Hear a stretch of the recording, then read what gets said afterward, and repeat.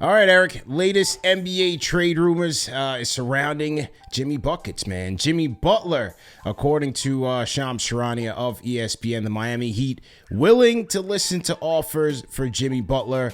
Look, from my end, no surprise there. Obviously, with Butler going into the final year of his contract, he's got a player option going into the following season. But knowing that this was kind of a lame duck year for him, I thought this was going to be inevitable. Will they trade him? That's left to be seen. But what's been your take on these developments? First the Heat start the season the way they did. You think, okay, this team is going nowhere. Then they start to find a rhythm. Then you look at the rest of the Eastern Conference, aside from the Cavs and the Celtics, and you're like, well, maybe the Heat can be that Heat team again, right? They always seem to figure it out. Yeah. Jimmy's always a huge part of it. But now there's a big decision to be made, and it's all about this contract. He is owed close to, I think, just over 52. Yeah, but I think it's just over 100 mil combined with what he's getting paid this year. Yeah. And then a player option for $52 million for, yes, a great player, but a guy with a lot of miles and a guy that, if you're going to pay that money, you better be in the conference finals mix at worst. And it's clear the Miami Heat are not that. It would take the perfect draw, them playing at a very high level, and probably something else crazy in terms of an injury to an opponent for the Miami Heat this year to advance. I mean, forget the conference finals, even the second round of the playoffs. Yeah. So if you're the Heat, I think this is the perfect time to explore this. And if you're Jimmy Butler, okay, you've got 52 next year coming to you if you stay and opt in, but what does your contract level and situation look like after that? So for Jimmy, finding the right home where you're going to get another contract out of this, let's say in the 40 for 3 type, where you're going to get another 120 guaranteed, that's what you want to do, along with being in a situation where you can contend and be in a conference final with a chance to go back to the NBA finals. And, we'll get into the teams that are rumored to be interested in him, but this is going to be a really intriguing moment to see what the Heat decide and where Jimmy Butler ultimately ends up. Yeah. And in typical Miami fashion, they're starting to emerge now in the East. They're starting to get their ducks in a row. Tyler Hero, along with Jimmy Butler, is kind of spearheading that. Tyler Hero's having a monster season right now. And so they're in an interesting spot where it's like, okay, do we keep this thing together, keep the band together, hope that Jimmy can get that lightning in a bottle again for one last playoff run, and then take it into the offseason and hope that you either work something out or you have more options in terms of sign-in trades, things of that nature, or do you split it up now and see what you can get out there on the market? The problem is he's 36. He's 36 years old. How many teams out there are going to be pushing over each other to go get a guy like this and give you premium draft capital or a premium top young talent that is, equal to the impact that he's had on this team? They're in a tricky spot where it just seems like they're going to get diminishing returns. It's a tough spot. You're not going to get exact equal value here. You're not going to get what Jimmy Butler was worth to the Heat even 2 years ago. Right? So what are you willing to accept to what I think is going to be a pivot to rebuild on the fly, obviously around Bam and Hero first. And a player who I really like over there, who's having a bit of a disappointing season after a promising rookie year last year, is Jaime Jaquez. Yeah. He just hasn't found a rhythm. Mm-hmm. And do him and Jimmy, can they play together at that kind of hybrid wing front court spots? Jimmy can play anywhere from 2, 3, or undersized 4. Jaquez plays 3, 4, right? but he's not the same player this year that he was. So he has a lot of room to develop. I think he can be a legit NBA starter and a very good player on a very good team for quite a while.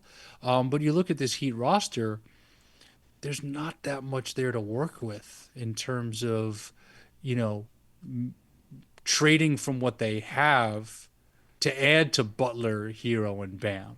But if they can get back, um, you know, let's say two good NBA players with serious draft capital, and that'll give them financial relief where in the offseason they could be players in free agency because they won't have that $52 million commitment to Butler, then if you're the Heat, you've got to make a move here. You really do. Yeah. Now, of the teams listed, we've heard this is coming from his agent, who is conflicting with Sham, saying, I didn't say this, but according to what's out there, you have Mavericks, you have the Phoenix Suns, he mentioned the Golden State Warriors as well. What do you think about some of those teams and potential landing spots? And one more who we talked about in the realm of the in-season tournament, that's the Houston Rockets. Rockets, and yes. Jimmy's from Texas. Correct. So watching the Rockets against the Warriors the other night, and you take the DNA of that team and you take the DNA of Jimmy Butler, like, it's perfect. Houston's in no rush, but you've got to make that phone call to see what it would take. And obviously you can't give away, to me, like, Jalen Green to me is not going anywhere, right?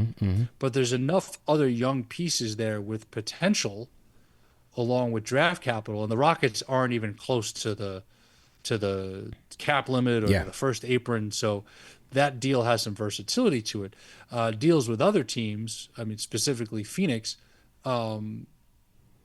because of the money, it would have to be Beal, Booker, or Durant, and we both know that Booker and Durant aren't going anywhere in that deal. So could we see a Bradley Beal trade to Miami, which would be Beal for Butler and then somebody like a Josh Richardson in that deal?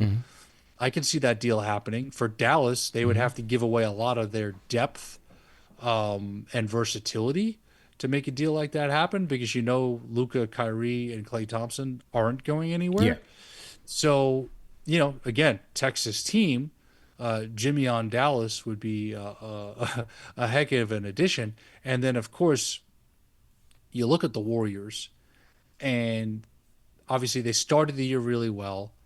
They've plateaued a bit. They should have been going to Vegas. They're not. And the question is, this 11, 12-man rotating door system that Kerr has come up with, which has helped them keep their intensity up. It's helped. Steph's averaging right at 30 minutes a game, right? So it's helping him stay fresh. Buddy Hield has been reborn there, which isn't a surprise with how the Warriors play. But is that sustainable? And can that win you even one playoff series, if not more? And with how the competition is looking in the Western Conference, I think the answer to that is no. So if you're the Warriors, and I read something before jumping on with you, it would take likely a third team to get involved, right? Yeah. But if you're the Warriors, are you willing to part with Wiggins, Kuminga, and whatever other assets, whether it's young player or draft assets, to bring in Butler to take one more legitimate shot at this thing with the window that Steph and Draymond have left? And that's going to be a tough decision for Golden State to figure out here, because it's not just they have to figure it out. They're going to have to make this decision as Miami is talking to other teams. So eventually they're going to be on a clock here, whether or not they want to do this type of deal. But, man, you have to seriously think about it, because Steph only has, like, there's no decline happening, right? But it's how much of this load can Steph carry in terms of the offensive volume of that team, while depending on these other role guys to contribute the way they've been contributing. So very interesting decisions here, not just for the Heat, but for the Warriors, Yeah. the Rockets, for the Mavericks, for the Suns. And, one thing we were talking about, we filmed with the weekly show with Paul Pierce on Sunday ahead of this week. And the Denver Nuggets came up in conversation because the Denver Nuggets seem to be missing something. What are they missing? Well, a guy like Jimmy Butler, like of all the teams that could use that shot in the arm, and if you're Denver, you have the cap considerations, and the question you have to ask yourself is, are you willing to trade Michael Porter Jr. and probably Chris Brown, spelt Braun for those scoring at home, and draft capital to get Jimmy, because they can't trade Aaron Gordon. That would defeat the purpose of making the deal.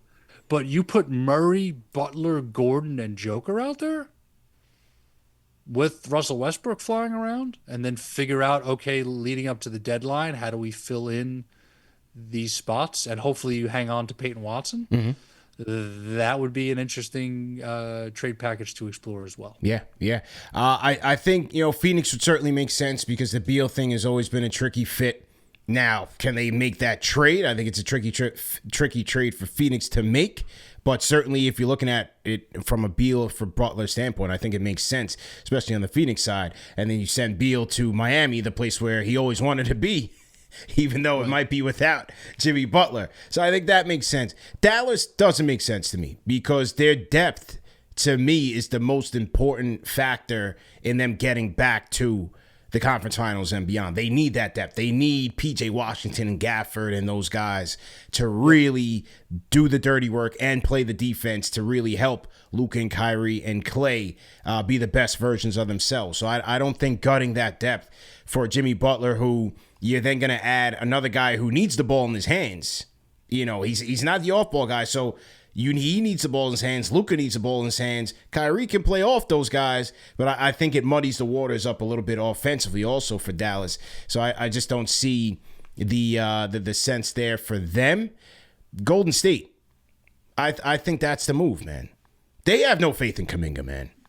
I think the whole thing and how they treated him, he's out of the rotation one day, now he's a starter. They did not pick up the qualifying offer, so now he's going to be a restricted free agent. Yeah. You have Steph, as you said, still playing at a high level with one last run left in him with him and Draymond. The 12 to 13 man rotation, that's cute, that's hot. You're not going anywhere in a loaded Western Conference with that.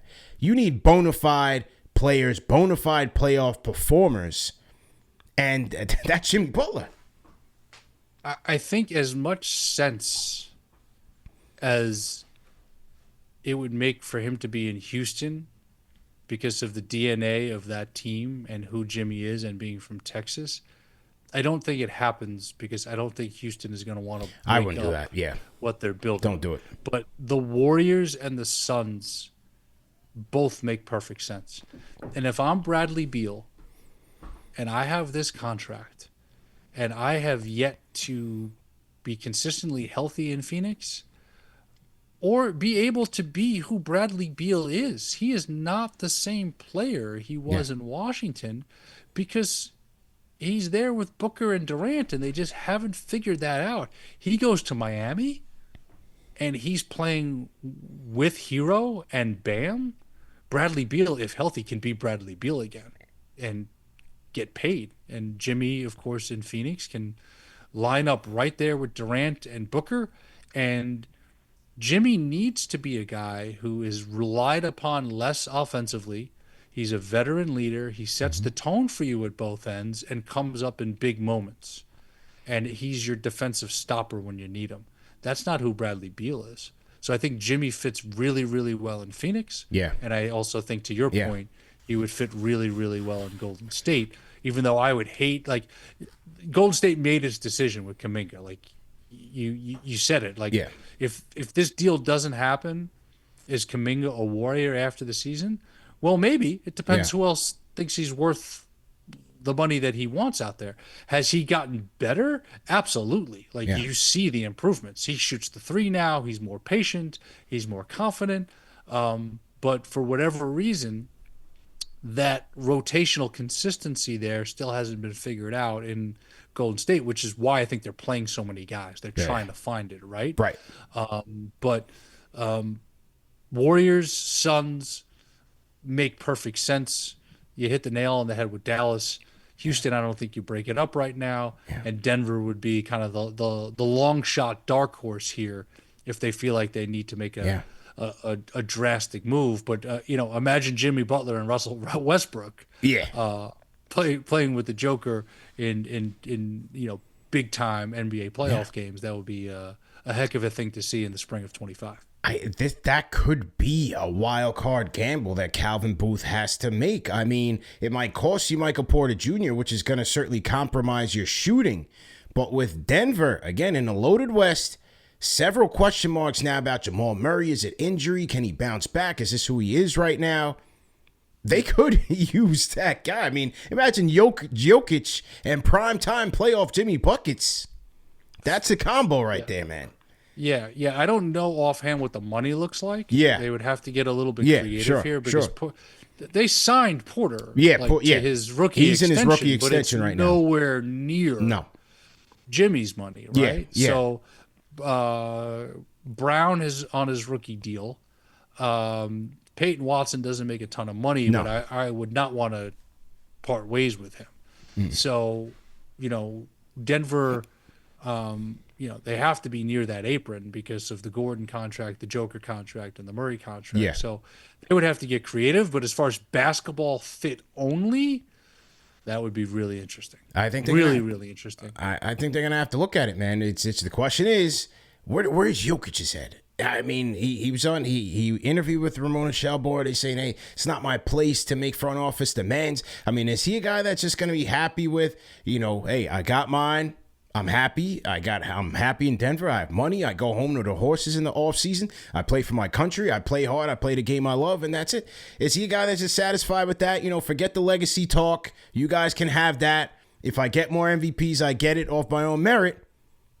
But is that just it? Are we just hoping for more out of this superstar than what he really wants for himself? I think that's going to be interesting. I think there's a certain level of awareness that he has about what he feels versus what he will share publicly. I think that's part of the cultural difference of where he's from versus growing up in the United States, in this media machine. I have to speak my mind. Culture, that's just not how he's built. So we know how competitive he is. We know how great he is. And I'm sure he's thinking to himself, I can't play much better than I'm playing right now, and I'm scoring 56 points and we can't beat Washington. Something's got to change here, whether it's from within or a move that needs to be made. Now, whether or not he's walking into Calvin Booth's office or he's having that discussion with Coach Michael Malone. Shout out Coach Malone, New York native. Absolutely. I don't know, but let's not get it twisted. What he shares versus what he feels might be two very, very different things. This is a good point, man. Well, we'll see where the Butler saga ends up. But Eric, man, great show, great time. Once again, safe travels in Vegas. Enjoy it, and once again, just let the people know what you're going to be doing in Vegas. Yeah, we've got the Ticket and the Truth, part of the KG Certified show with Kevin Garnett and Paul Pierce. Been doing a live stream in Vegas Tuesday night for the NBA Cup in-season tournament final. So that will be available on YouTube on the KG Certified channel. And hopefully, my friend, I will see you in New York City later that week as we are screening the documentary that myself and my co-director, co-producer, Dan Levin, executive producer Daryl Davis, and of course subject of the film Dr. Wes Bellamy, A Time to Yell More Than a Statue, about what took place in Charlottesville in 2017. That will be a special screening in New York City on Saturday, December 21st. If interested in that, drop me a DM on Instagram at Eric W. Newman, ERICWNEWMAN, and I can send you all the information. So looking forward to seeing you And as always, my man, great to chop it up, everything NBA with you, and we'll do it again soon. Absolutely, man. Great show, man. Appreciate you. And don't forget, B-Ball Radio. B-Ball Radio, man. Tap With in. the one and only Bobito Garcia and yours truly, Eric Newman, getting episodes out to you. Yes, we've been talking in-season tournament, but just as much telling beautiful, insightful, emotional, evergreen stories around the game that we all love, the game of hoops. So check us out at B-Ball Radio.